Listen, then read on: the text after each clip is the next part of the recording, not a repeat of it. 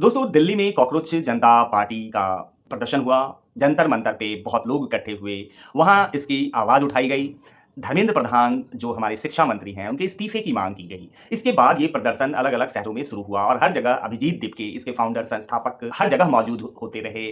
उन्होंने अपील की, वीडियो जारी की कि आज ये प्रोटेस्ट पुणे में है, आज ये जयपुर में है, आज ये लखनऊ में है। अलग-अलग डेट्स पे फटाफट हर शहरों में, खासकर राजधानी में स्टेट की राजधानी में ऐसे प्रोटेस्ट प्रदर्शन को लगातार किया गया और इसी बीच अभिजीत दीपके पे हमला कर दिया गया है। 2-3 युवक जो थे, उन्होंने थप्पड़ चलाए और ये वीडियो भी वायरल है और इसकी वजह से अभिजीत दीपके की सुरक्षा खतरे में है। इस थप्पड़ ने उनको हीरो भी बना दिया है। आज क्यों लोगों को लग रहा है कि उनको थप्पड़ मारने की ज़रूरत है? इतनी वैल्यू देने की ज़रूरत क्या थी कि उनको तवज्जो दी जा रही है कि उन्हें थप्पड़ मारने की ज़रूरत है? वो शख्स आज ना मुख्यमंत्री है, ना किसी बड़े पद पे है। इसके बावजूद अभी नया-नया आंदोलन चल रहा, लोग इकट्ठे हो रहे, हो सकता है धीरे-धीरे आंदोलन खुद ही डेड हो जाए। इस थप्पड़ की ज़रूरत और इस तरीके के एक्ट की ज़रूरत लोगों को क्यों पड़ी, विपक्षियों को क्यों पड़ी? क्यों उनको लगा कि अभिजीत दीपके को अगर पिटाई हो गई, तो वो डर जाएँगे, वो ऐसे प्रदर्शन बंद कर देंगे, प्रोटेस्ट बंद हो जाएगा। और ये प्रोटेस्ट तो दूसरी पार्टियाँ भी करने लगी हैं उनको देखकर कि ऐसे डिमांड चल रहे हैं, जो पॉलिटिकल पार्टियाँ हैं, उनके बैनर के तहत भी धर्मेंद्र प्रधान हैं, वो इस्तीफ़ा दें। तो दोस्तों, इससे बहुत बड़ा फ़र्क नहीं हो जाता, ये आंदोलन को और मजबूत करता है। किसी पे हमला कर देना, उसके प्रति लोगों की सिम्पैथी को जगाती है। दोस्तों, इसलिए अभिजीत दीपके पे ये हमला बहुत महँगा पड़ने वाला है सरकार के ऊपर। ये आंदोलन और मुखर होकर आगे बढ़ेगा क्योंकि जो लोग न्यूट्रल हैं, जो अभी तक देख रहे हैं इस एक्टिविटी को, उनके लिए भी अब फैसला लेने की घड़ी आ जाती है कि ऐसे हमले हो रहे हैं मतलब आंदोलन स्ट्रॉन्ग है। ऐसे हमले हो रहे हैं मतलब धर्मेंद्र प्रधान को रिज़ाइन करने की बात ज़मीन पे है। सच में ये बहुत बड़ा मूवमेंट है, सच में ये बहुत बड़ी अपील है, तभी तो थप्पड़ मारे जा रहे हैं। दोस्तों, अब तक बहुत से लोग अवेयर नहीं थे कॉकरोच जनता पार्टी के एक्टिविटीज़ से, लेकिन इस विरोध के बाद, इस तरीके की हिंसा के बाद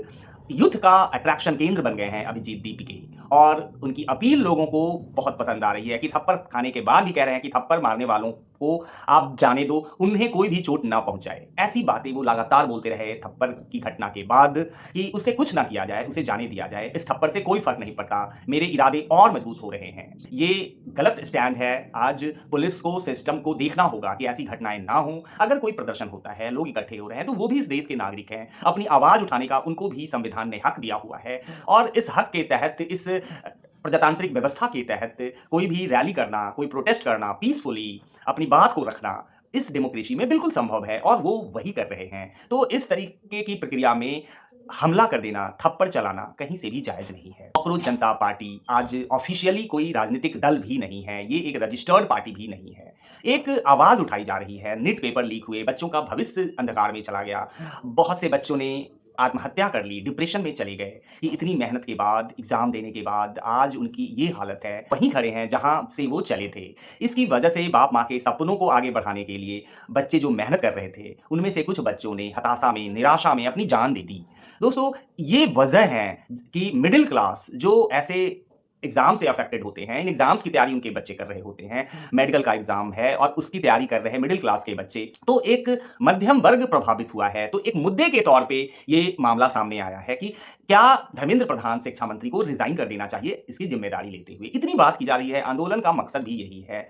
अभी, अब बाद में ये राजनीतिक दल बने या फिर अपने कैंडिडेट्स खड़े करके ये पॉलिटिकली एक्टिव हों, तो इसकी आज़ादी भी उनके पास है। इसको रोकने का तरीका थप्पड़, चाकू और हमला कर देना, ये नहीं है। इसे रोकने की ज़रूरत है। ये सरकार को बदनाम करने वाली घटना है।